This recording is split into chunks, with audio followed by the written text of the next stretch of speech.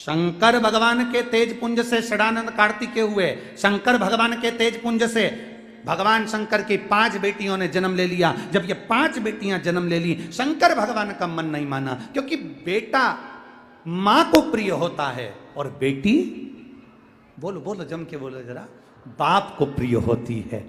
सबसे ज्यादा प्रियता बेटी की पिता से होती है और पिता की बेटी से होती है। वो स्नेह करता है बाप अपनी बेटी से और बेटी अपने बाप से स्नेह करती है। ये प्रियता।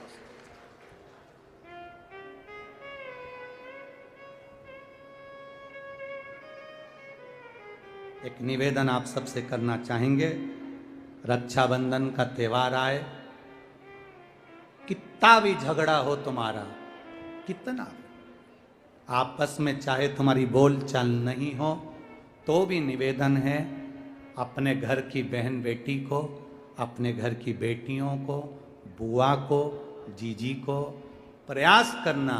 जितनी माताएं बैठी है आपसे निवेदन करेंगे, भाई भले फोन ना लगाए, भाई भले लेने ना जाए, पर एक फोन तुम्हारी तरफ से अपनी अपनी ननंद के पास जाना चाहिए। बुलाओ उसको, एक फोन रक्षाबंधन के पहले अपनी अपनी ननंद के पास जरूर लगाओ और फोन लगाकर बोलो, जीजी कब आएगी तू? सुन, साड़ी माड़ी लेकर मत आना, या अलमारी भरी पड़ी है, मेरी साड़ियां पहन लेना। क्यों, किस लिए, कारण क्या है? क्यों? माता लक्ष्मी जी ने जाकर राजा बलि की धर्म पत्नी के वस्त्र को क्यों लिया था? लक्ष्मी जी के भाई हैं राजा बलि, क्यों लिया? ऐसा वस्त्र में क्या था? क्यों कहा जाता है जीजी मेरी साड़ी पहन लो? क्यों भाभी कहती है ननंद से, लो मेरी साड़ी पहन लो, लो मेरी साड़ी पहन लो? क्यों कहती है? 3 काल को हरने वाले होते हैं।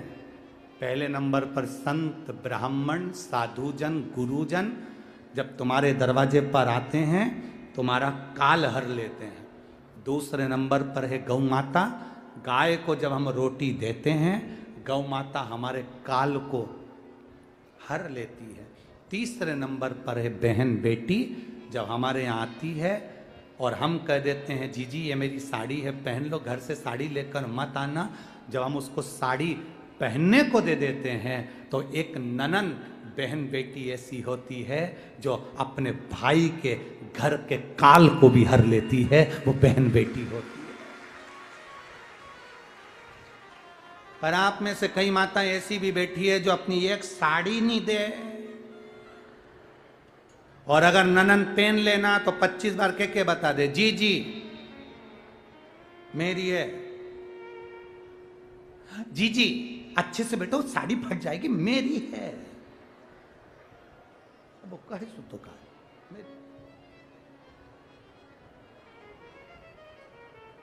करो तैयारी राजगढ़ वालों, अपने अपनी नंदों को, अपनी अपनी बहन बेटी को रक्षाबंधन से पहले एक फोन लगाकर कहना, जीजी तेरी याद आ रही है, आजा जरा जल्दी आना, 2 दिन पहले आना, अपने बच्चों को लेकर आना और हमारे घर का भंडार भर कर जाना। तेरे आने से हमारा भंडार भरा है, तेरे आने से हमारा भंडार।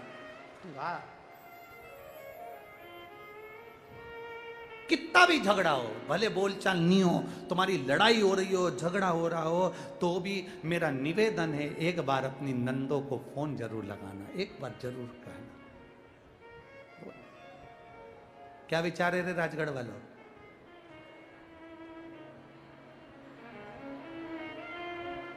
जल्दी बोलो, जल्दी बोलो, दोनों हाथ हिलाकर, पक्का पक्का, बस बहुत जोरदार, हर हर। कितना भी झगड़ा हो, कितनी भी लड़ाई हो, कितना भी, और जितने लोग आस्था चैनल पर कथा सुन रहे हैं, जितने लोग फेसबुक यूट्यूब पर सुन रहे हैं, हमारे सनातन धर्म का त्योहार है रक्षाबंधन का त्योहार।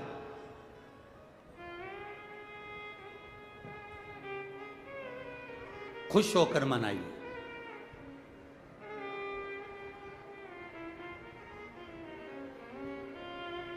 हमारे ब्रह्म कुमारी आश्रम की बहनें भी रक्षाबंधन का त्यौहार बड़े आनंद से मनाती हैं। ब्रह्म कुमारी आश्रम की बहनें,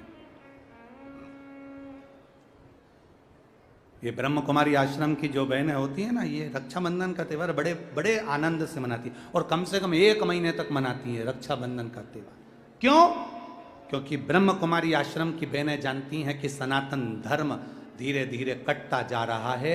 रक्षाबंधन के माध्यम से एक दूसरे को जोड़कर ये भगवान शिव की भक्ति में रमाया जाए। बोल बम का नारा है, कल्याण तुम्हारा है। आवाज नहीं आई है, जरा दम से बोलो, बोल बम का नारा है, सारी समस्या का हल। बस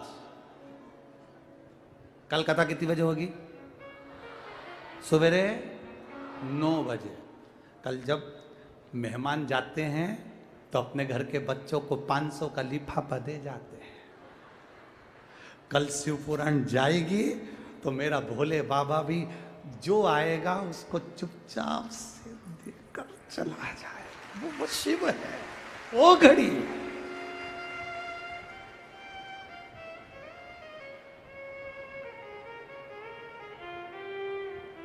वो शंकर है मेरा, वो घर। अरे मैंने तेरे ही भरोसे बाबा, तेरे ही भरोसे हवा बिच उड़ती बाबा, डोर हथो छड़ी नामे कटी भोले में तेरी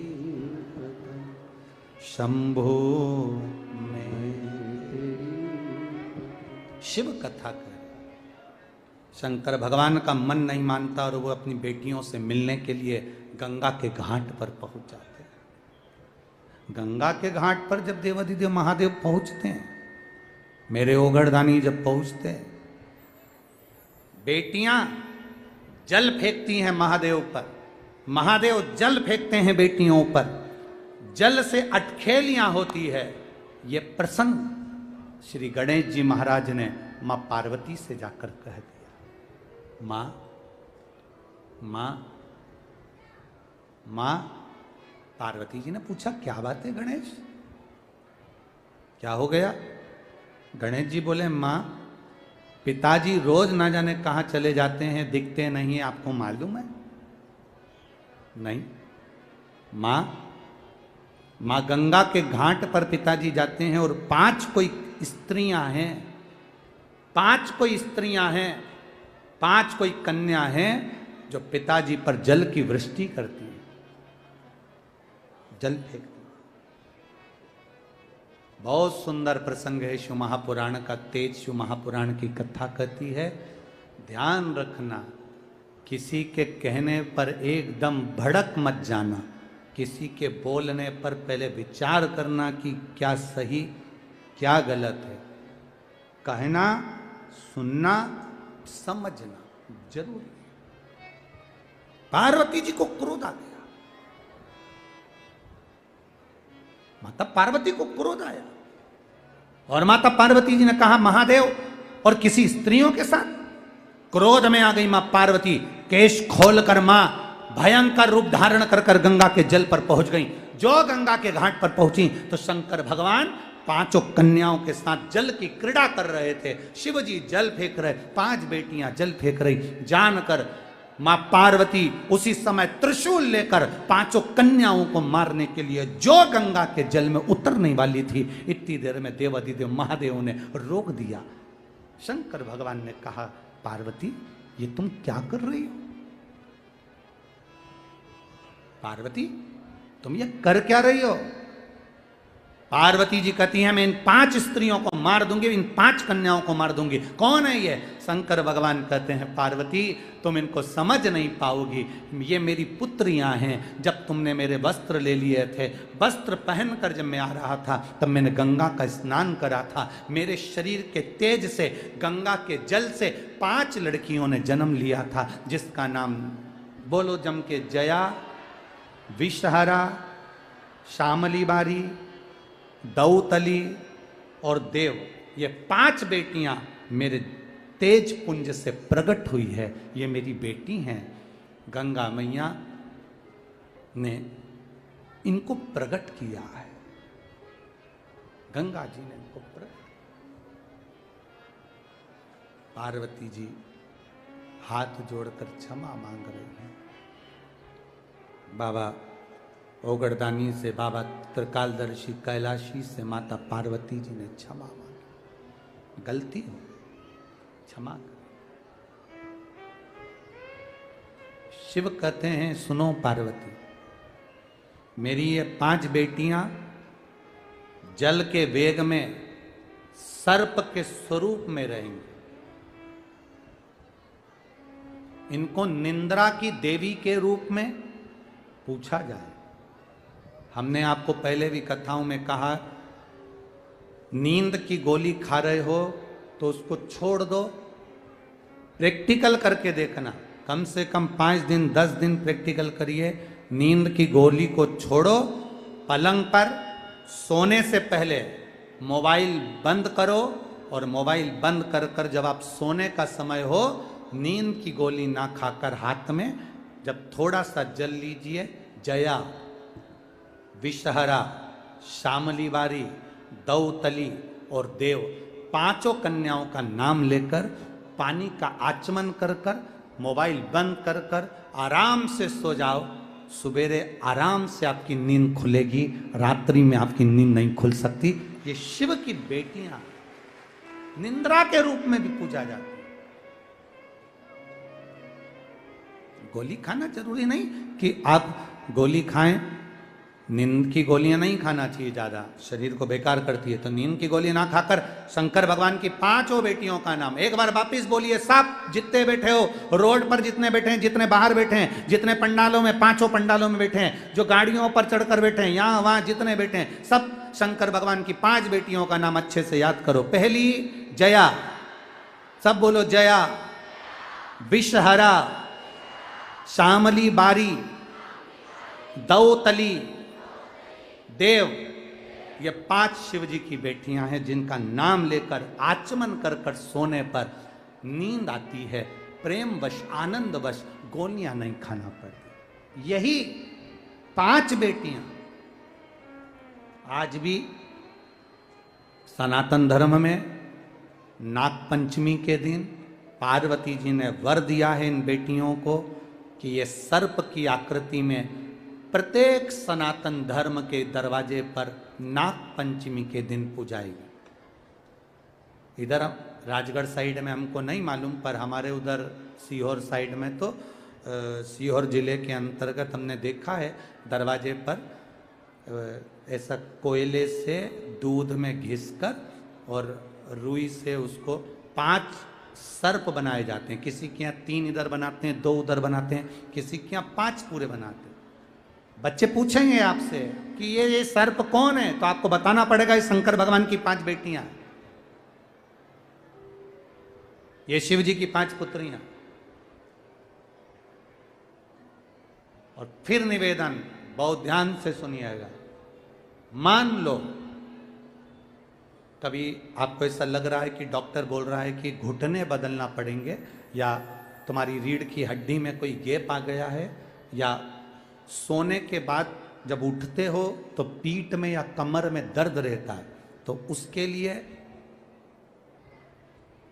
ये जो बेलपत्री का पीछे की जो डांट होती है उसको गुठ कहते हैं। आप लोग तोड़ के फेंक देते हैं, ध्यान है? बेलपत्री के पीछे एक मोटा सा भाग होता है जिसको आप तोड़ के फेंक देते हैं। वो जो डूट होता है बेलपत्री का पीछे वाला, उसको शंकर भगवान के अशोक सुंदरी वाली, अशोक सुंदरी की जगह मालूम है ना सबको, सबके स्मरण में है। ये शिवलिंग जलाधारी, और ये जो जलधारी है, इस जलधारी में गणेश कार्तिकेय का स्थान, बीच में अशोक सुंदरी का स्थान। शिव जी के ऊपर जो बूंद बूंद पानी गिर रहा है वो शंकर भगवान की 5 बेटियां, जया, विषहरा, श्यामली बारी, दौतली, देव, जो बूंद बूंद पानी गिरा रही है। तो जो दूत है वो अशोक सुंदरी वाली जो जगह है वहां पर समर्पित कर कर जो लगातार 5 दिन तक उस दूत को चढ़ाकर चबा चबा कर जया, विषहरा, शामरीवारी, दौतली, देव के नाम से खाता है, उसकी रीढ़ की हड्डी में गैप हो, चाहे घुटने बदलने का डॉक्टर बोले हों, उसमें आराम मिलना प्रारंभ हो जाता है, फिर ऑपरेशन की जरूरत नहीं पड़ती। ध्यान दो, ये तारकासुर है जिसका तुम्हें संहार करना है। पर सुनो कार्तिकेय, ये तारकासुर किसी का सम्मान करता ना करता, क्या करता पता नहीं, पर शंकर की भक्ति इसके दिल में समाई है। जो एक बार अपने दिल को, दिल को हार्ट भी कहते हैं, अपने हृदय को, जो अपने दिल को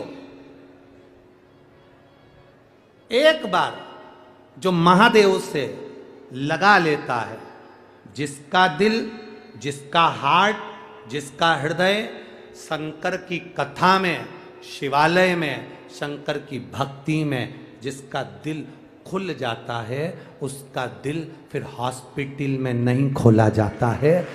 वो दिल उसका परमात्मा में रम जाए। ये लोग कहते हैं, विदेशियों ने रिसर्च करा कि हार्ट की बीमारी क्यों होती है, दिल की बीमारी क्यों होती है, तो कहते हैं ना, सताओ ना हमें लोगों, हमें दिल की बीमारी,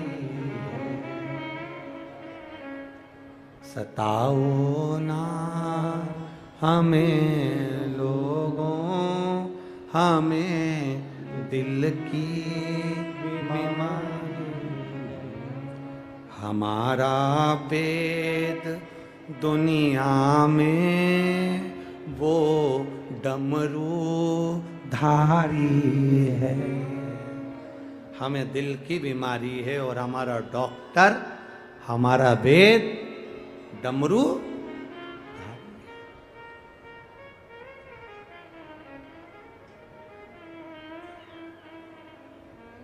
रिसर्च करा गया मेडिकल में, हार्ट की बीमारी क्यों होती है, दिल की बीमारी क्यों होती है, तो कहा ये दिल, ये हार्ट, तो विदेशियों ने कहा इसीलिए तो विदेश में कुत्ता बिल्ली पालते रहते हैं कि अपने दिल को लगाओ।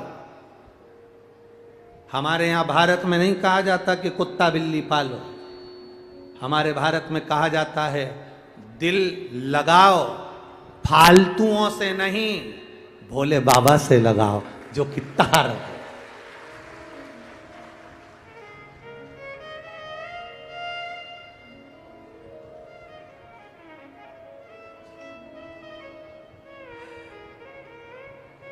₹25 का पेट्रोल खर्च करे, गाड़ी लेके तुम्हारे सामने भुर भुर करे, गाड़ी भी उसकी नहीं, सुधरने आई थी।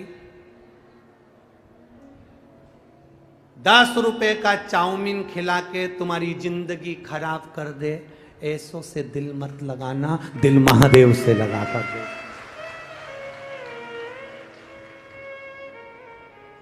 10 रुपया में दिल चले जाए तो काहे का मतलब तुम्हारी जिंदगी का। जरा सा किसी ने बॉडी शॉडी दिखाई, जरा सा अपना रूप रंग दिखाया ना, बाल माल बड़े करके ना बुर्र बुर्र गाड़ी का करे, जरा विचार तो करो कि ये गाड़ी में पेट्रोल कहाँ से आया, ये गाड़ी किसकी है, कहाँ से आया। उसने तो लाके बुर बुर कर दी और तुमने बिठाया और चल दिया, घूम आए फिर आए और दिल लगा। अरे काहे का दिल, हृदय, चित्त, दिल केवल एक से लगाओ और वो है त्रिकालदर्शी शंभु मेरा कैलाश अधिपति मेरा शंकर। जन्म के पहले भी और जन्म के मृत्यु के बाद भी हमारे हर पल हर घड़ी है हमारे साथ, हर पल हर घड़ी। पार्वती जी ने कह दिया ये तारकासुर के हृदय में शिव बसे,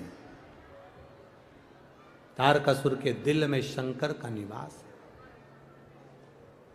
इनके हृदय में शिव बसे हैं। जो एक लोटा जल शंकर जी के मंदिर में चढ़ाने के लिए जा रहा है, हमारा निवेदन है उसको देखकर कभी हंसना मती। जो शंकर के मंदिर में झाड़ू लगा रहा है उसको देखकर कभी हंसना मती। जो शंकर के मंदिर में दिया लगा रहा है उसको देखकर कभी हंसना मती। जो शंकर के मंदिर में जाकर शंकर का श्रृंगार कर रहा है, दिल से एक लोटा शिव को समर्पित कर रहा है, उसको देखकर कभी मत हंसना, उसको देखकर कभी ताना मत कसना, उसको देखकर कभी अपशब्द मत बोलना। क्योंकि मेरे भोलेनाथ सबको छोड़ सकते हैं, पर शंकर के भक्त को, निंदा करने वाले को कभी नहीं छोड़ते। जो शिव भक्त की निंदा करे उसको मेरा महादेव नहीं छोड़ सकता। अब तारकासुर असुर है, तारकासुर राक्षस है, तारकासुर असुर है, उसकी प्रवृत्ति राक्षस की, सबको कष्ट देता है, सबको परेशान करता है। फिर भी मेरे भोले बाबा, मेरी माँ पार्वती मैया कार्तिके से कर रही है, षडानंद कार्तिके से कर रही है, इसको मारना नहीं, इसको नहीं मारना, इसको मार मत देना, क्योंकि इसके हृदय में मेरा शिव बसा है। जिसके जल चढ़ाने वाला जब शंकर जी को जल चढ़ाने जाता है तो उसके हृदय में शिव बसा है, शंकर बसा।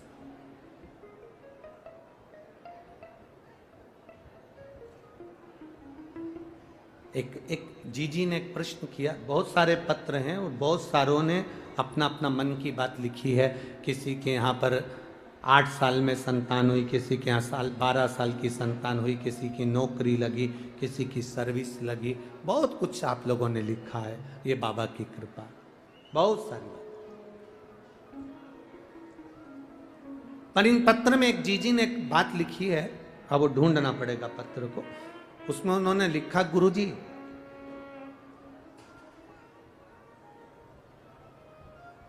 मान लो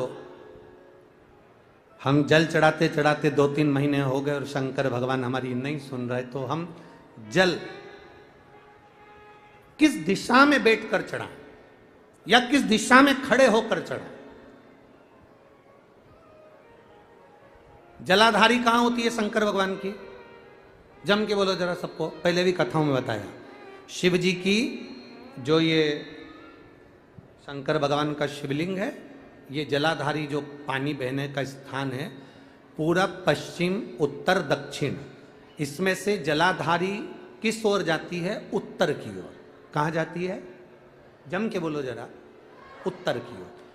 केवल भारत की भूमि पर एक शिवलिंग ऐसा है जिसकी जलाधारी दक्षिण की ओर है, वो केवल उज्जैनी के कालाधिपति महाकाल बाबा हैं, जिनकी जलाधारी दक्षिण में। बाकी के दुनिया में जितने आपको शंकर के मंदिर मिलेंगे, जितने शिवालय मिलेंगे, सबकी जलाधारी कहां पर रहेगी? जम के बोलो जरा, उत्तर में। उत्तर की ओर जलाधारी रहेगी, उत्तर में। पूरब पश्चिम में नहीं, दक्षिण में नहीं, उत्तर की ओर जलाधारी रहती है। तो बेटी ने पूछा कि गुरुदेव, अगर मान लो हमें जल चढ़ाता चढ़ाता इतना दिन हो गया और बाबा नहीं सुनी रिया, तो हम कई करें? अब उसने तो, बेटी ने तो अपनी भाषा में, राजगढ़ की भाषा में लिख दिया कि हम काई करें। अब तुम बताओ। तो मेरा उस बेटी से निवेदन है, तुम काई मत करो, बस इतना करो कि उत्तर की ओर जो जलाधारी होती है ना, प्रत्येक मंदिर में, ऐसा कोई शिव मंदिर नहीं होगा जिसमें उत्तर की ओर जलाधारी नहीं हो, सब मंदिर में उत्तर की जलाधारी रहती। केवल एक कालाधिपति महाकाल राजा की दक्षिण में, बाकी के सब की उत्तर में। तो अगर बाबा नहीं सुन रहे हैं तो बेलपत्री एक अशोक सुंदरी वाली जगह पर चढ़ाकर, दूसरी बेलपत्री बाबा देवादिदेव महादेव को, ये डंडी का मुख अशोक सुंदरी के यहाँ चढ़ाओ तो उत्तर की ओर। ये दंड जो आप बेलपत्र चढ़ाओगे शिवलिंग के ऊपर, इसकी डंडी का मुख भी उत्तर की ओर। और तुम जब बैठो तो दक्षिण में बैठना। कहाँ पर बैठना? यहाँ बैठोगे तो यहाँ से जो पानी बह रहा है, आप कहाँ बैठोगे? जैसे ये पानी यहाँ बह रहा है तो तुम्हें कहाँ बैठना है? इसके इधर। ना तुम्हें इधर बैठना है ना तुम्हें उधर बैठना। कहाँ बैठोगे? दक्षिण में। दक्षिण में बैठोगे तो तुम्हारा मुख कहाँ हो गया?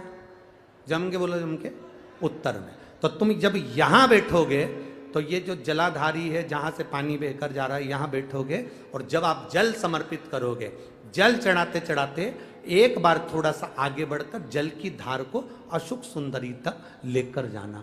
ये लगभग तुम 2 या 3 महीना कर कर देखो, मेरा बाबा तुम्हारा हाथ जरूर पकड़ेगा, निश्चित है। वो बल उस स्थान से प्राप्त होगा, वो स्थान, क्योंकि प्रत्येक जो जलाधारी होती है वो उत्तर की ओर होती है, प्रत्येक जलाधारी।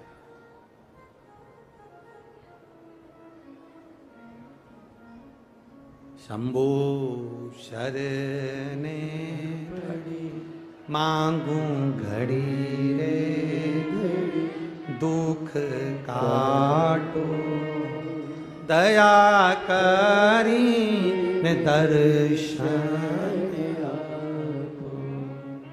2 बेलपत्र समर्पित करना है। बेलपत्र की डंडी कहां होना चाहिए? अशोक सुंदरी पर चढ़ाओगे वो वाली, उसकी डंडी कहां हो? उत्तर की ओर। शिवलिंग पर जो बेलपत्र चढ़ाओगे उसकी डंडी कहां हो? उत्तर की ओर। तुम कहां बैठोगे? दक्षिण में। तुम्हारा मुख कहां हो? उत्तर, अर्थात जहां से पानी बहकर जा रहा है। हम इधर बैठे तो जैसे ये जल उधर बहकर जा रहा है तो हम इधर बैठकर बाबा को जल समर्पित करें, और जल चढ़ाते चढ़ाते अपने कलश को थोड़ा सा आगे बढ़ाएं, जिससे अशोक सुंदरी तक वो धार जाए और वापिस शिवलिंग पर चढ़ाकर हमारे पास वो कलश वापिस आए। ये धार का महत्व समझिए।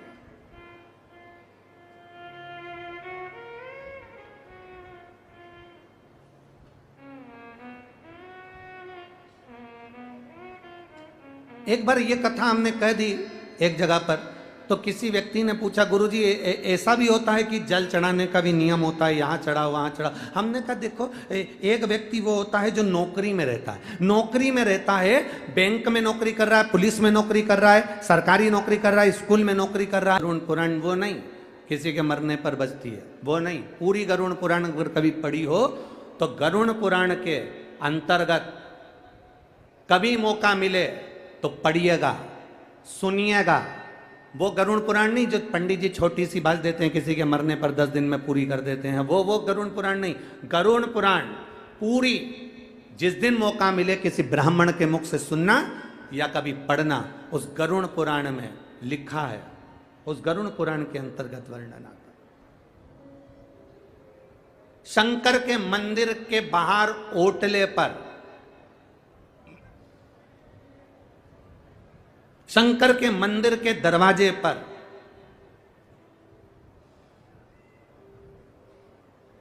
पीपल के वृक्ष के नीचे,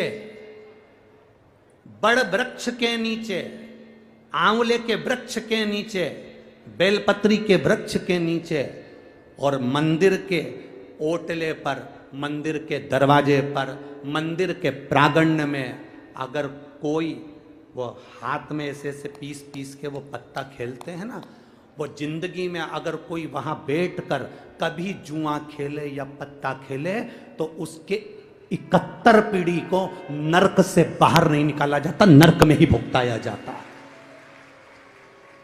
उसकी 71 पीढ़ी नरक के अंदर पड़ी रहती है। वो कभी जिंदगी में चाहे कितना भी ब्राह्मण को भोजन करा ले, चाहे कितना भी वो पिंड दान कर ले, गया जी का दान करिया है, तर्पण करिया है, तिलांजलि दिया है, ब्रह्म कपाली करिया है, चाहे वो कितना भी अंतिम संस्कार कर दे और चाहे 12वां अच्छा करे चाहे 13वां अच्छा करे, कितना भी ब्राह्मण को जिमा ले, तो भी उसकी पीढ़ी तरती नहीं है। जो शंकर के मंदिर में बैठकर जुआ खेले या शंकर के मंदिर में बैठकर पत्ते खेले या पीपल के वृक्ष के नीचे, बड़ के वृक्ष के नीचे, आंवले के वृक्ष के नीचे, बेलपत्री के वृक्ष के नीचे या शंकर के मंदिर के प्रांगण में अगर बैठकर आप जिंदगी में कभी पत्ते खेल रहे हो, जुआ खेल रहे हो, तो उसकी 71 पीढ़ी कभी जिंदगी में नहीं तर सकती, उसके घर का कभी विकास नहीं हो सकता, वो जिंदगी भर पूरी जिंदगी रोते ही निकाल सकता।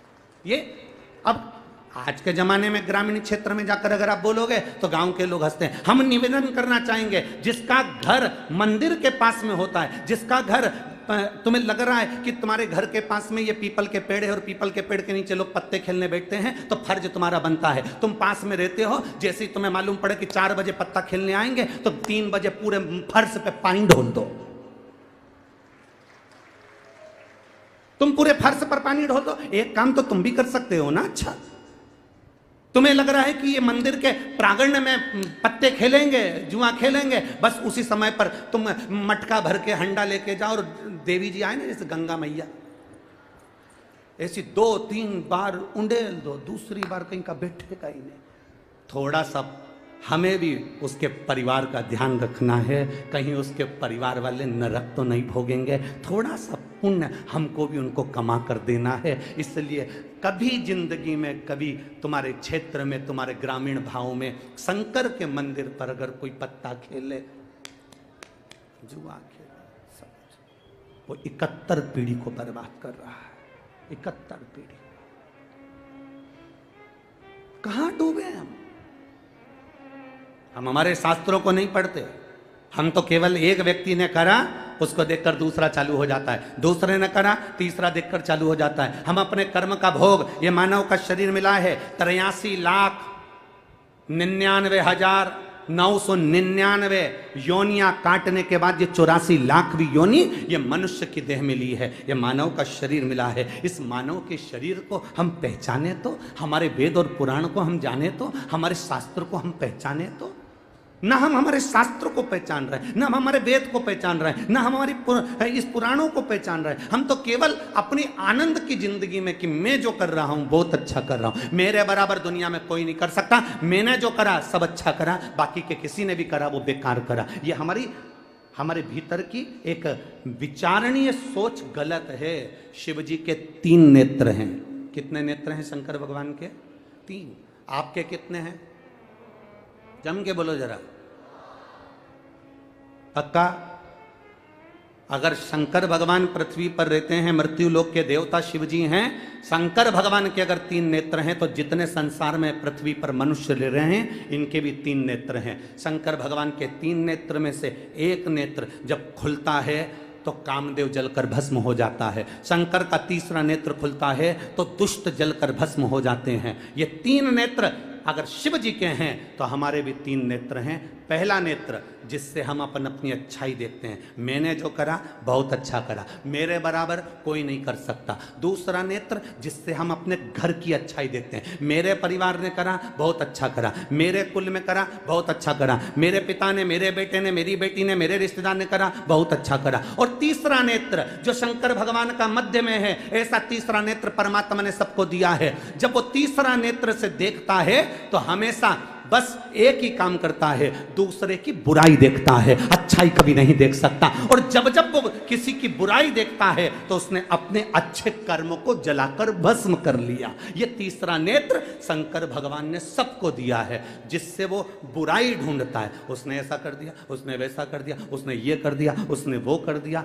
आपका तीसरा नेत्र, शंकर भगवान अपने तीसरे नेत्र को बंद कर कर रखते हैं, तो आप भी अपना तीसरा नेत्र बंद कर कर रखो। जब ये खुलेगा हमारी अच्छाई को जलाकर भस्म कर देगा, हमारे पुण्य को जलाकर भस्म कर देगा, हमारी श्रेष्ठता को जलाकर भस्म कर देगा। हमारे भीतर का कुछ अच्छा जीवन में हमने करा होगा वो अच्छाई को नष्ट कर देगा। इसलिए अपने तीसरे नेत्र को खुलने मत दो। कभी किसी में हम ये ना देखें कि इसमें ये बुराई है, हम ये देखें। कल कथा में कहा था ना, कई लोग कहते हैं मेरी जीजी बहुत अच्छी है, तो जीजी अच्छी नहीं है। अच्छा कौन है? जम के बोलो जरा। जिसने बोला, किसी ने कहा मेरे काका जी अच्छे हैं, कोई कहे मेरा गांव अच्छा है, कोई कहे मेरे पटेल साहब अच्छे हैं, कोई कहे हमारा ये व्यक्ति बहुत अच्छा है। अगर जो व्यक्ति तुमसे कह रहा है कि वो अच्छा है, अच्छा वो नहीं है, अच्छे तुम हो। इसलिए क्योंकि तुमने उसमें कुछ ना कुछ अच्छाई देख ली, इसलिए तुम अच्छे हो। अगर तुम बुरा देखते तो तुम बुरे हो जाते। अच्छा देखिए अपने जीवन।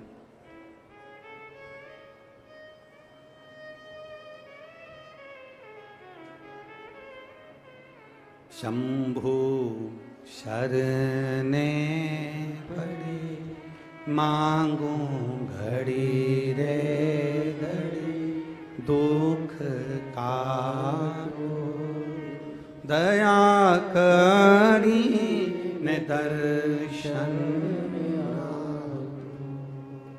हमारे ऊपर है, हम अच्छा देख रहे हैं, बुरा देख रहे हैं।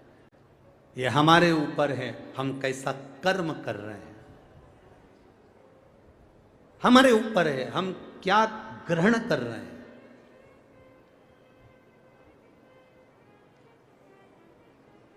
हम कितना प्राप्त कर रहे हैं। आज एक व्यक्ति ने, कल रात्रि की बात है, कल शाम को जब हम 5 दिन की कथा होती है तो 5 दिन की कथा में 2 दिन हम शुरू के किसी से नहीं मिलते, ये आपको भी मालूम है। 5 दिन की कथा में जो पीछे के 2 दिन रहते हैं बस उसी में हम लोगों से मिलते हैं, बाकी के हम मिलते नहीं। 7 दिन की कथा में जो शुरू के 4 दिन होते हैं हम उसमें किसी से नहीं मिलते, चाहे कोई भी हो, हमारा मिलना नहीं होता। क्योंकि इस शरीर के लिए भी भजन करना जरूरी है। आप भी भजन करो, हमें भी करने दो। आप भी नाम जप करो, हमें भी करने दो। आप भी स्मरण करो, हमें भी करने दो। तो हम नहीं मिलते। कल मिले तो एक चौकड़ी की शर्ट पहना हुआ एक लड़के ने एक प्रश्न किया। हालांकि भीड़ हो रही थी तो सब हटा रहे थे उसको। उसने कहा, गुरुजी मुझे आपसे एक प्रश्न करना है। बोलो क्या बात है। अब उसको धक्का भी दे रहे हैं लोग, परंतु वो क्या कहना है। हमारा कहना है, इतने सारे लोग कथा सुनने आते हैं,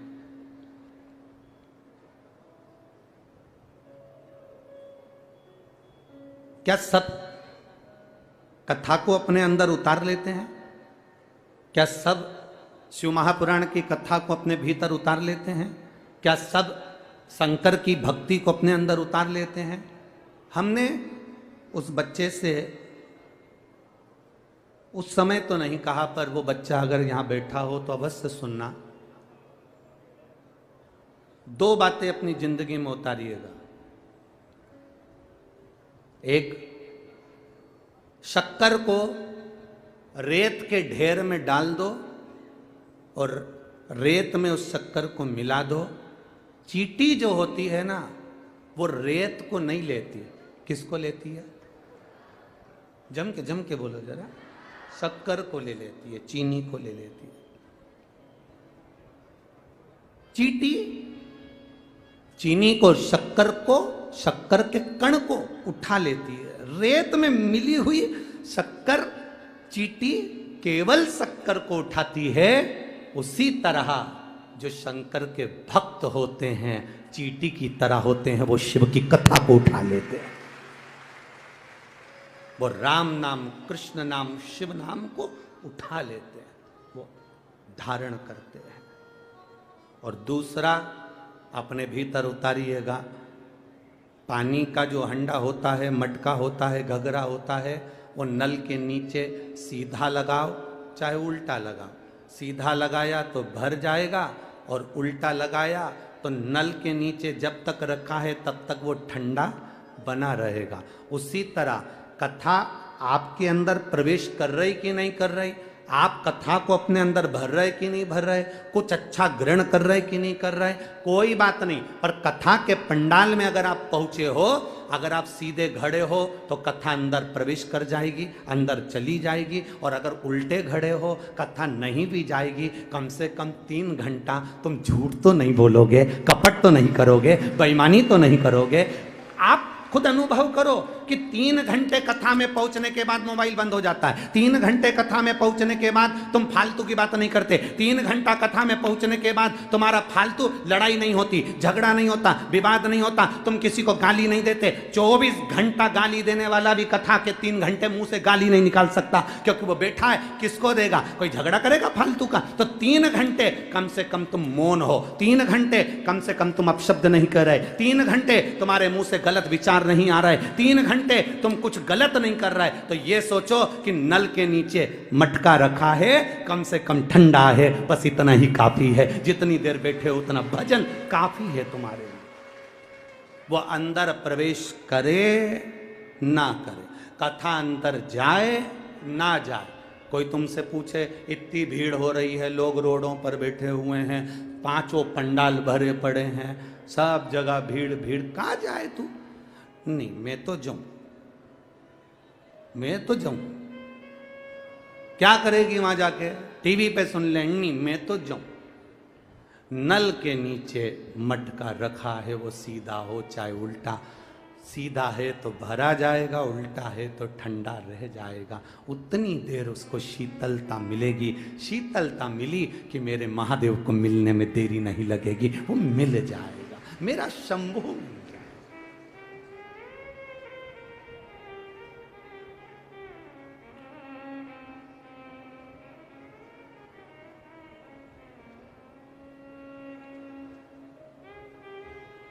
आप करो उसकी चाकरी।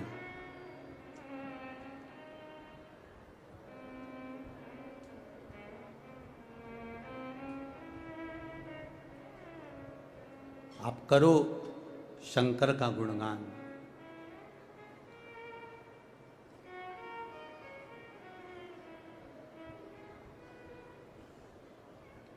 और जब आप शिव की भक्ति में रमते हो,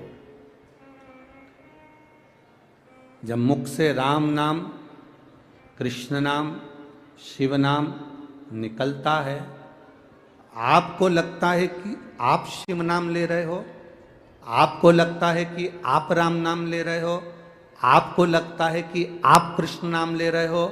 नहीं, राम मेरे कृष्ण, मेरे राम, मेरे शिव आपको याद करते हैं, तब हमारे मुंह से राम, कृष्ण और शिव निकलता है। निकल ही नहीं सकता। क्या है ये इतना इतना आप लोग बैठकर जपते रहते हो, श्री शिवाय। बोलो बोलो, जम के बोलो जरा, श्री शिवाय नमस्तु, श्री शिवाय, श्री शिवाय, श्री शिवाय, श्री शिवाय, श्री शिवाय। ये जप रहे हो आप, नमः शिवाय बोल रहे हो आप, ओम नमः शिवाय बोल रहे हो आप, राम नाम ले रहे हो आप, कृष्ण नाम ले रहे हो आप। ये है क्या?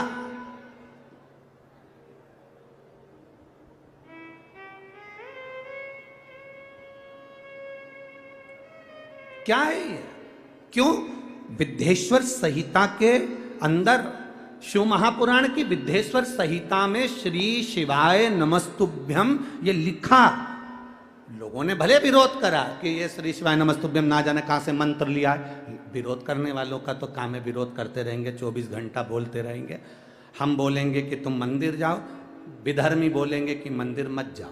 हम कहेंगे कि बेलपत्र चढ़ाओ, कई लोग मिलेंगे वो कहेंगे बेलपत्र मत चढ़ाओ। हम कहेंगे कि शिवलिंग का स्पर्श करो, कई विधर्मी मिलेंगे कहेंगे शिवलिंग का स्पर्श मत करो। हम कहें करो, वो कहें ना करो। हम कहें शंकर को जल चढ़ाओ, वो कहेंगे शंकर को जल नहीं चढ़ाना।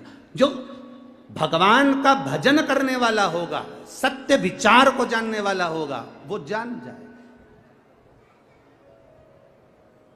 शिव महापुराण की विद्धेश्वर संहिता में श्री शिवाय नमस्तुभ्यम, कभी मौका मिले तो अपने घर में गीता प्रेस गोरखपुर की शिवपुराण लाकर पढ़िएगा। उसमें लिखा है श्री शिवाय नमस्तुभ्यम बोलने वाले का केवल मुख का दर्शन कर लो तो हमारे 1000 अश्वमेध यज्ञ का फल प्राप्त हो जाता है, और कितने भी पाप करे हो वो नष्ट हो जाते हैं। यह विद्धेश्वर संहिता में लिखा है। क्या है ये? तो कहा श्री शिवाय नमस्तुभ्यम, ओम नमः शिवाय, नमः शिवाय, राम नाम, कृष्ण नाम, ये सब हमारे जो गुरुओं ने हमको दिए हैं। वेद व्यास जी ने, तुलसीदास जी ने, वाल्मीकि बाबा ने जो हमको दिए हैं, ये मंत्र साधारण नहीं है। ये हमारे को भगवान का मोबाइल नंबर दे दिया है कि बस इस नंबर को दबाना, भगवान से बात हो जाएगी। इसको पढ़ लो, इसका स्मरण कर लो। जब जब हम मुख से नमः शिवाय कहते हैं, जब जब हम मुख से श्री शिवाय नमस्तुभ्यम कहते हैं, जब जब हम मुख से ओम नमः शिवाय कहते हैं, जब जब हम मुख से राम नाम कहते हैं, जब हम मुख से भगवान कृष्ण का नाम लेते हैं, तब यह अंदाजा लगाना कि आप भगवान को मोबाइल डायल कर रहे हो, उसका नंबर लगा रहे हो, और तुम जपते जाओ जपते जाओ जपते जाओ। जब तुम्हारा फोन कोई नहीं उठाता तो तुम लगाते जाओ, लगाते जाओ, लगाते जाओ, वो उठाएगा, जरूर जरूर उठाएगा। शिव को प्राप्त करना,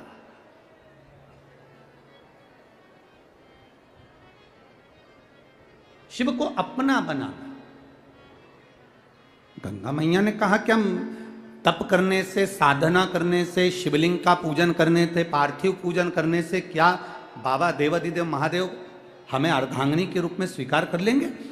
गंगा मैया से देव ऋषि नारद ने कहा पार्वती मैया तप कर रही है तो अवश्य प्राप्त होंगे, क्यों नहीं होंगे। गंगा मैया ने पार्वती मैया जैसा तप प्रारंभ किया।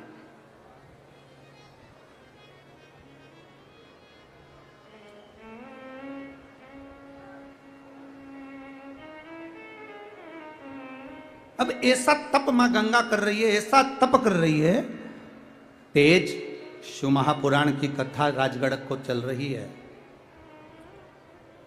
तेज शिव महापुराण की कथा, जब तप प्रारंभ हुआ गंगा मैया का, जब तप बढ़ा गंगा मैया का, पार्वती जी के पास सूचना पहुंच गई, मां जगजननी के पास खबर पहुंची कि पार्वती तुम्हारी जो बड़ी बहन है गंगा, वो गंगा शंकर की आराधना कर रही है और उसकी आराधना करने का जो तरीका है बिल्कुल तुम्हारे जैसा है। तुम जैसे आराधना कर रही हो वैसे ही गंगा आराधना कर रही है। अच्छा, पार्वती जी ने विचार करा कि शिवजी या तो मुझे अर्धांगिनी बनाएंगे या गंगा को अर्धांगिनी बनाएंगे, अब दोनों का तप बढ़ा है तो करा क्या जाए। तब पार्वती जी ने विचार करा भी एक काम करती हूं कि गंगा आराधना छोड़ दे, ऐसा कुछ करा जाए। आज पार्वती जी एक वृक्ष के नीचे खड़ी हैं और उन्होंने अपनी सहेली से कहा सुनो सखी, मैंने संतों के मुंह से सुना है जब कोई संत निकल कर जाते हैं और उन संत पर अगर भरा हुआ पानी का लोटा डाल दिया जाए तो संत प्रसन्न हो जाते हैं। अब ये पार्वती जी ने जो शब्द कहा, गंगा जी को अंदाजा नहीं लगा कि पार्वती मेरी आराधना को तोड़ना चाहती है। गंगा जी ने कान लगाकर वो शब्द सुन लिया। शिव महापुराण की कथा कहती है जब दो बहनें आपस में बात कर रही हो, पति पत्नी आपस में बात कर रहे हो, सास ससुर आपस में बात कर रहे हो, भाई भाई आपस में बात कर रहे हो, देवरानी जेठानी आपस में बात कर रही हो, या कोई आपस में चर्चा कर रहे हो, बात कर रहे हो, शिव पुराण की कथा कथी कभी अपने को कान लगाकर नहीं सुने, कभी कान लगाकर नहीं सुने। कभी कभी कान लगाकर सुना हुआ भी गड़बड़ हो जाता है। कक्षा 8वीं का पेपर था, बच्चे एक के पीछे एक बैठे थे, लिखने को आ गया कक्षा 8वीं के पेपर में दिल्ली की सबसे बड़ी मीनार का नाम लिखो, पेपर में लिखने को आया।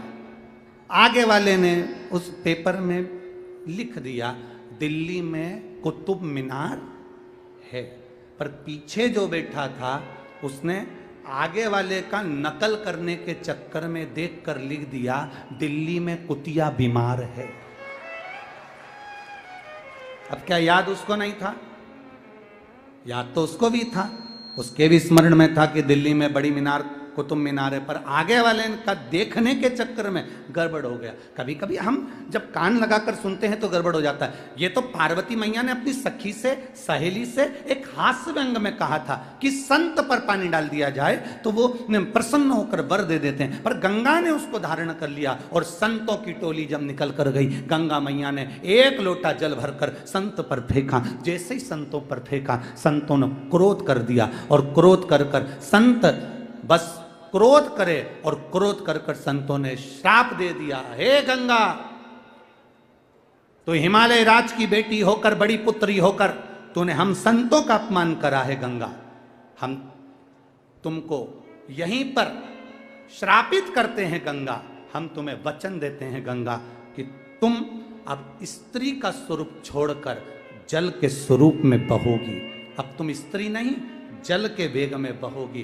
गंगा की आंख में से जल बहने लगा। गंगा आंखों से आंसू बहा रही है। करंट आ रहा है इसमें माइक में। गंगा उसी समय पर गंगा की आंख में अश्रु आया, और गंगा की आंख में जब अश्रु आया, जब गंगा की आंखों में जब अश्रु आए, गंगा की आंख में जब अश्रु चला, तब क्रोध में आ गई गंगा। और गंगा क्रोध में आकर उसी समय पर पार्वती के पास पहुंची और पार्वती से जाकर कहा, पार्वती तूने मेरे साथ अच्छा नहीं कहा करा। पार्वती मैं तुझे श्राप देती हूं। गंगा जब पार्वती को श्राप देने लगी तो पार्वती मैया तो कुछ नहीं बोली, पर उसी समय पर भोलेनाथ प्रकट हो गए, मेरे शंकर प्रकट हो गए, मेरे शिव प्रकट हो गए। रुको गंगा, गंगा थोड़ा रुकिए। गंगा ने कहा, प्रभु मैंने आपकी आराधना करी, पार्वती ने आपकी आराधना करी, मैंने तप करा, पार्वती ने तप करा, मैंने आपकी आराधना करी, पार्वती ने आपकी आराधना करी। प्रभु इस पार्वती ने, मेरी छोटी बहन ने मेरे साथ छल करा, इसलिए मैं पार्वती को श्राप दूंगी। शंकर भगवान कहते हैं नहीं, इसको श्राप मत दो, क्योंकि ये मेरी अर्धांगिनी बनेगी। गंगा कहती हैं ये आपकी अर्धांगिनी बनेगी तो मैंने भी तो तप करा भोले बाबा, और मेरे साथ छल करा पार्वती ने। शिव जी बोले पार्वती ने कोई छल नहीं करा। पार्वती ने तुमको बोला था क्या कि संत पर पानी डालना? पार्वती ने तुम्हें बोला कि संत पर पानी डालो? पार्वती ने तो केवल अपनी सहेली से व्यंग आत्मक रूप से, एक हंसी के रूप में अपनी सहेली से कहा था, और तुमने कान लगाकर सुन लिया। दोष तुम्हारा है गंगा कि तुमने कान लगाया। गंगा, जब पति पत्नी बात करते हैं ना, तो घर में रहने वाले चाहे बुजुर्ग हों बड़े हों, पति पत्नी की बात को कान लगाकर नहीं सुनना चाहिए। और जब घर के बड़े बात करते हैं, बुजुर्ग बात करते हैं, सास ससुर बात करते हैं, तो बहू और बेटे का फर्ज है कि वो कभी कान लगाकर ना सुने। ये दोनों स्मरणीय। आपने गलती करी है गंगा, गलती, प्रभु क्षमा करिए, पर मुझे श्राप लगाए मैं पानी के रूप में रहूंगी। मैं भी तो आपको चाहती हूं, मैं भी तो आपसे स्नेह करती हूं, आप मुझे अर्धांगिनी नहीं बना सकते? शंकर भगवान ने कहा नहीं गंगा, मैं तुम्हें अर्धांगिनी नहीं बना सकता। प्रभु जैसा पार्वती के साथ आपका साथ है, लोग गौरी शंकर कहेंगे, पार्वती शिव कहेंगे, शिव पार्वती कहेंगे। क्या बाबा ऐसा संबंध आपका और हमारा नहीं हो सकता?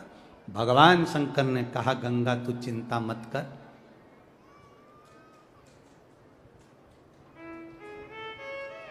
मेरा तेज, तेज शिव महापुराण की कथा का वर्णन है। मेरा तेज स्वयं अग्निदेव सूर्यदेव की साक्षी में तुम्हारे जल में ला कर देंगे। पार्वती माता के गर्भ से संतान नहीं, गंगा जब मेरा तेज तेरे जल में पहुंचेगा, उस जल से मेरे 6 पुत्र जन्म लेंगे, जिसका नाम षडानंद कार्तिकेय होगा। प्रभु अर्धांगिनी तो आपकी पार्वती है, और आपके बच्चों को जन्म देने वाली, आपके बच्चों को प्रकट करने वाली मैं रहूंगी। गंगा प्रसन्न हो गई, प्रसन्न। आज मेरे भोले बाबा का तेज मुझ में आएगा और मैं बच्चों को जन्म दूंगी, शंकर भगवान के पुत्रों को जन्म दूंगी। प्रभु पर मैं आपकी अर्धांगिनी नहीं। शिव जी कहते हैं गंगा चिंता मत कर, संसार का मनुष्य मेरा एक नाम है हर, क्योंकि मैं दुनिया के कष्ट को हरता हूं। मेरा एक नाम है हर, मैं दुनिया के दुख को हरता हूं, मैं दुनिया के कष्ट को हरता हूं। दुनिया का कोई व्यक्ति कहीं पर भी बैठकर हर हर गंगे जब कहेगा तो उसने कोटि पुण्य कमा लिए होंगे, ऐसा फल उसको प्राप्त होगा। एक बार आप भी जरा सावन के महीने में पहले तो हम आशीष तिवारी जी को धन्यवाद दे दें कि वो गंगा मैया को हरिद्वार से लेकर राजगढ़ तक लाए, उसके लिए एक बार जोरदार ताली। बहुत बहुत साधुवाद, बहुत बहुत साधुवाद। और पूरे राजगढ़ की माताओं को यह सौभाग्य प्राप्त हुआ कि कलश यात्रा में कलश में गंगा जल, और वो गंगा जल आप देवाधिदेव महादेव को चढ़ाई, ये पूरे राजगढ़ को सौभाग्य प्राप्त हुआ। बहुत बहुत साधुवाद महाराज, बहुत बहुत साधुवाद। तो एक बार बड़े भाव से बोलिए हर हर गंगे। ये गंगा और हर का संबंध है महाराज, क्योंकि देवाधिदेव महादेव ने अपना तेज गंगा महारानी को दिया। गंगा जी की जल की धार से अब देखिए, माता पार्वती जी के तन से तो उपटन से केवल एक पुत्र हुए। क्या नाम था उनका? जम के बोलो जरा। गणेश। कोई पूछ रहा था पार्वती जी कौन सा उपटन लगाती थी, तो हमने पूछा क्यों? नहीं, हम पूछ रहे हैं वो बेसन मिला के लगाती थी क्या, कि आटा वाला लगाती थी? अब एक बात अच्छे से सुन लो, पार्वती जी ना तो बेसन का उपटन लगाती थी, ना आटे का उपटन लगाती थी, ना चंदन का उपटन लगाती थी। माता पार्वती जी तो जो गाय होती है, गाय का जो गोबर होता है, उस गोबर का उपटन माता पार्वती जी अपने तन पर लगाती थी। गाय के गोबर का उपटन माता पार्वती जी ने अपने शरीर पर लगाया, इसलिए पार्वती जी के तन से जो गोबर को उतारा गया, गाय के गोबर का जो उपटन उतारा गया, उसका जो पुतला बना, उसको गोबर गणेश कहा गया। कौन सा गणेश है? ये सबसे पहला गणेश है, गोबर गणेश। सबसे पहला पुतला बना था गणेश जी का, तो गाय के गोबर से बना था। इसलिए हमारे गांव की माताएं आज भी शादी ब्याह में पीतल की मूर्ति मंडप में नहीं रखे, पूजन में नहीं रखे, वो दौड़ के जाए ने गाय का गोबर उठाई के न उनकी सूंड मूंड बना के न मटका पे न तुरंत हंडे पे रख दे और कह दे महाराज जी चालू करो सत्यनारायण की कथा। महाराज जी बोले गणेश जी रखा तो गोबर का,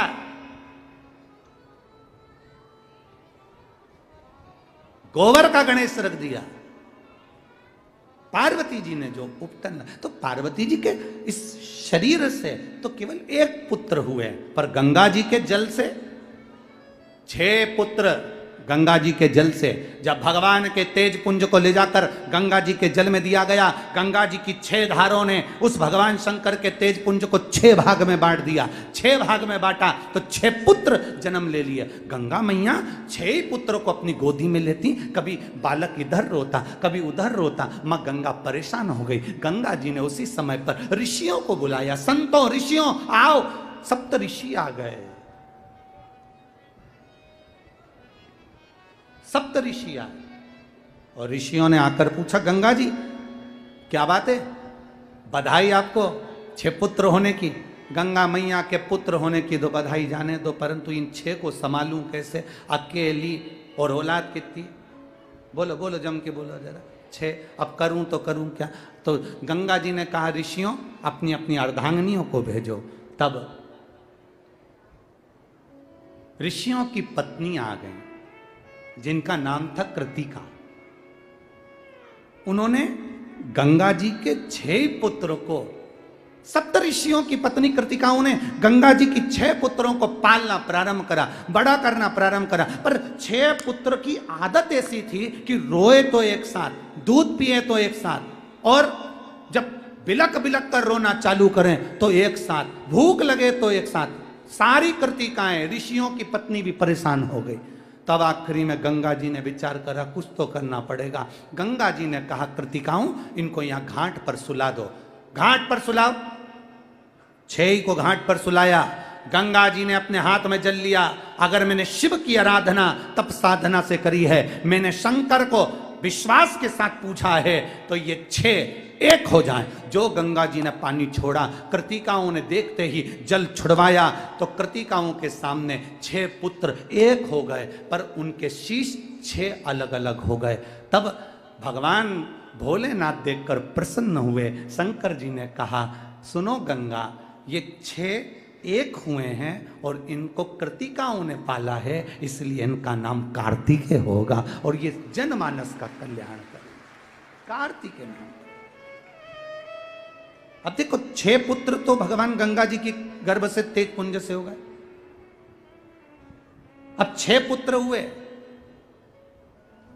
अब गंगा जी के उस जल से और संतान की उत्पत्ति देखिए। अब भगवान भोलेनाथ पार्वती जी के साथ में चौसर खेलने बैठे। तेज, शिव का तेज। चौसर खेलने बैठे तो शंकर भगवान बोले पार्वती चलो आज चौसर खेलते हैं। पार्वती जी चौसर खेलने बैठी तो शंकर भगवान ने पार्वती जी से पूछा कि तू चौसर में लगाएगी क्या? अब पार्वती जी बोली मेरे पास तो मेरे पिताजी का दिया हुआ बहुत कुछ है। हिमालय राज ने जब विदा करा था तो मेरे पास तो बहुत है, पर यह बताओ कि तुम क्या लगाओगे? शंकर भगवान बोले मेरे पास डमरू है। पार्वती जी बोली किसी काम का नहीं। मेरे पास में बोलो जम के बोलो जरा, सांप है। पार्वती जी बोली किस काम का? मेरे पास त्रिशूल है। पार्वती जी बोली ये सब हमारे काम का तो नहीं है प्रभु, कुछ अच्छा सामग्री लगाओ। पार्वती जी ने जब जैसे ही बोला तो शंकर भगवान बोले मेरे पास केवल एक मृगछाला है जिसको मैं लपेटता हूं, ये लगा देता हूं। पार्वती जी ने कहा फिर समझ लो अच्छे से, अगर हार गए तो दूंगी नहीं लपेटने को, पहले तुम विचार करो। फिर मत कहना हमसे कि हम कर्पूर गौरम कर्णावतारम हो गए। भगवान शंकर बोले पहले तो मैं हारने वाला नहीं हूं, ये पक्का है। चलो खेलो चौसर। जो मां पार्वती ने चौसर खेलना प्रारंभ करा और जो मां पार्वती चौसर खेली, खेलते खेलते खेलते खेलते शंकर भगवान का डमरू, त्रिशूल और सांप सब ले लिया। अब बचा था मृगछाला। जो मां ने चौसर खेली तो तन की मृगछाला भी चली गई। अब पार्वती जी बोली प्रभु सीताराम।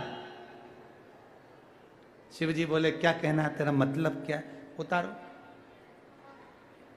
उतारो। शिव जी बोले पार्वती हम नग्न हो जाएंगे। शंकर भगवान से पार्वती जी बोली प्रभु चौसर में आ रहे हो, देना तो पड़ेगा, लाओ दो। अब भगवान पार्वती जी को वस्त्र देकर कहाँ जाएं? तो मेरे भोलेनाथ नीलकंठ पर जाकर बैठ गए। जो शिव जी नीलकंठ पर जाकर बैठे और नग्न वेशधारी, नग्न वेश, शिव जी का एक रूप हो गया जिसका नाम था अवधूतेश्वर। कौन सा? अवधूतेश्वर।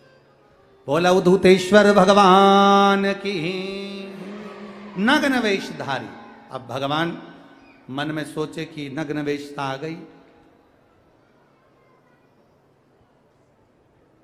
थोड़ी देर बाद षडानंद कार्तिकेय आए। माता से पूछा मां पिताजी कहाँ हैं?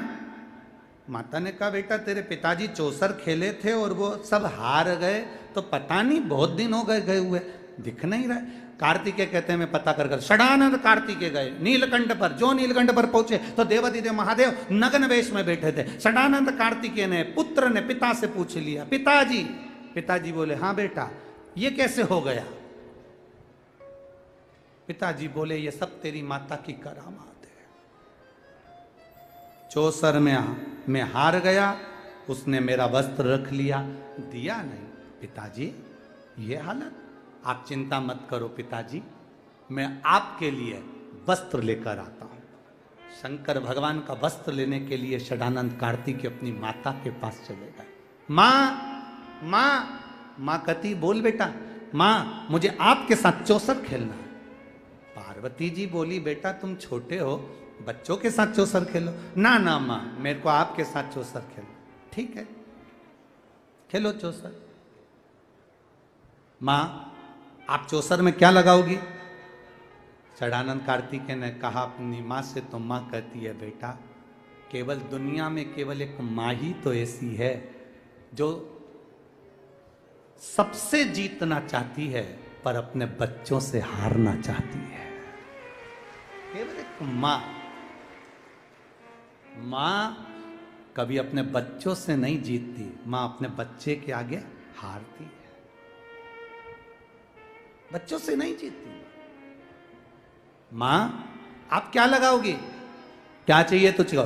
पिताजी जो मृगशाला छोड़ कर गए हैं वो मृगशाला दे सकती हो? मां ने कहा ठीक है लगा दूंगी। अब मां ने जान कर हार कर षडानंद कार्तिकेय को वो मृगशाला दी। भोलेनाथ जी मृगशाला बांध कर बैठे तो शंकर भगवान घर आने से पहले मां गंगा के जल में स्नान करने बैठ गए। गंगा के जल में जो स्नान करा तो शंकर भगवान के तेज पुंज से जो भस्म रगी थी उस भस्म में से उसी समय पर भस्म के 5 हिस्से गंगा के जल में बहकर जाने लगे, जिससे 5 कन्याओं का जन्म हो गया। जया, विषहरा, श्यामली बारी, दौतली और देव, ये 5 कन्याओं का जन्म हो गया। भोलेनाथ जी आ गए पर शिव जी का मन नहीं माना।